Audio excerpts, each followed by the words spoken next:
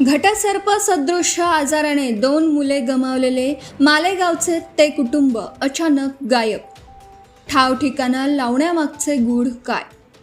युसुफ पठाण, प्रतिनिधी, मालेगाव, नाशिक. शहरालगतच्या सायनी बुद्रुक शिवारात घटसर्प सदृश आजाराने 2 सख्ख्या भावांचा मृत्यू झाल्याची धक्कादायक घटना घडली होती. आता या प्रकरणात एक नवी खळबळजनक घडामोड समोर आली आहे. 2 भावंडांच्या मृत्यूनंतर हादरलेली महापालिकेची आरोग्य यंत्रणा अलर्ट मोडवर आलेली असतानाच मृत भावंडांचे कुटुंब मालेगावातून अचानक गायब झाल्याचं निदर्शनास आलं आहे. रविवारी मध्यरात्री या कुटुंबाने येथून पोबारा केल्याचं निष्पन्न झालं असून त्यामुळे प्रशासनाची डोकेदुखी वाढली आहे. मूळचे राजस्थानमधील अजमेर येथील असलेले मदारी कुटुंब गेल्या 1.5 ते 2 वर्षांपासून येथील 40गाव फाटा भागात झोपडपट्टीत वास्तव्यास होते. गेल्या गुरुवारी या कुटुंबातील सावंत सुनील मदारी वय वर्ष 1 याचा घरीच मृत्यू झाला होता, तर त्याचा मोठा भाऊ काबेल सुनील मदारी वय वर्ष 5 याचा शुक्रवारी येथील सामान्य रुग्णालयात उपचार सुरू असताना मृत्यू झाला. काबेल याला तीव्र ताप, गळ्याला सूज आणि श्वास घेण्यास त्रास होऊ लागल्याने रुग्णालयात दाखल करण्यात आलं होतं. आपत्कालीन परिस्थितीत उपचार सुरू असतानाच काबेलचा मृत्यू झाला.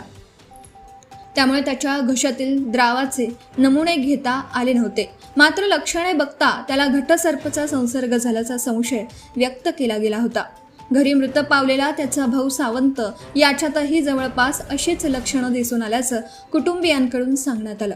त्यामुळे दोनही भावांचा घटसर्प सदृश आजाराने मृत्यू झाला असल्याचा अंदाज व्यक्त केला गेला. मध्यरात्रीचा केला पोबारा. मृत मुलांचे पालक वास्तव्यास असलेल्या झोपडपट्टीत 30 ते 40 कुटुंबांचं वास्तव्य आहे.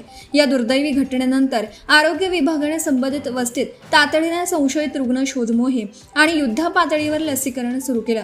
संपर्कात आलेल्यांना 14 दिवसांचं प्रतिबंधात्मक औषध देण्यात आलं. या मोहिमेदरम्यान सोमवारी सकाळी आरोग्य पथक तपासणीसाठी पुन्हा वस्तीवर पोहोचला असता मृत बालकांचे घर रिकामे असल्याचं पाहून त्यांना धक्का बसला.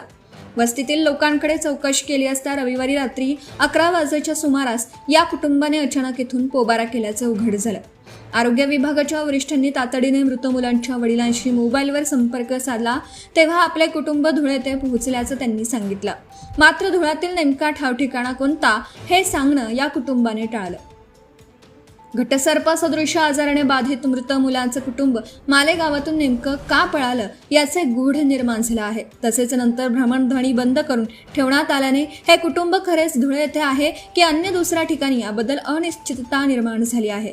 या कुटुंबाच्या पलायनामुळे आरोग्य यंत्रणेची मात्र चांगलीच धांदल उडाली आहे. Subscribe now and press the bell icon. Never miss an update.